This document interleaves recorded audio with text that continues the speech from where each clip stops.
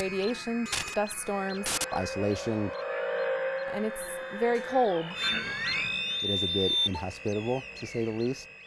There are places in this world This is a great adventure. that feel otherworldly. The rocks are red. It looks very alien. Utah's Red Rock Desert is one of those places. You could swear you're on Mars. And if Mars is your dream, I think it's the next frontier. this is where you can dream with your eyes open.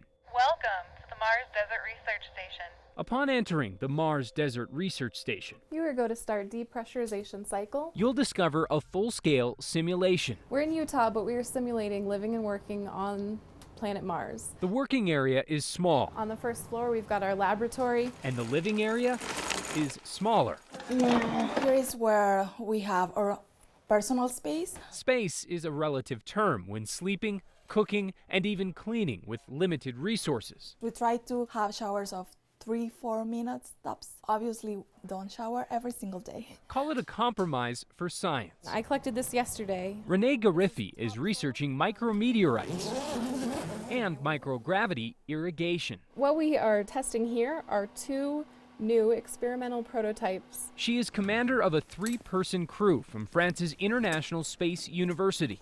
They're spending 2 weeks here There we go. conducting field missions. You want to check the propane? Each has their own responsibilities, Copy that. but they all share a common dream. As far back as I can remember, I've always wanted to be an astronaut. I think I have not stopped dreaming about it. To me, it really feels like coming home. And if coming here for your vacation seems a little weird, I think we're all a little weird. that's just fine with them. It's not the beach or anything like that, but it's research, and research is fun too.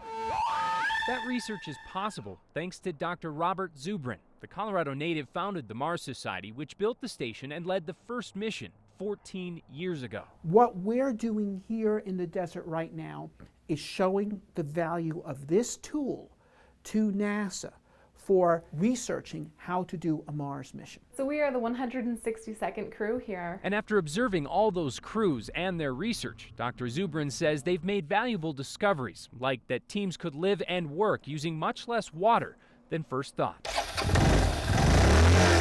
And even though vehicles on Mars won't run on gas, they've learned ATVs are the most useful. But before you go spend $1 billion designing a Mars mobility vehicle, you should know of which type you want to design and develop. And if you believe we should leave the exploration to robots, Dr. Zubrin has a story to share about his very first mission.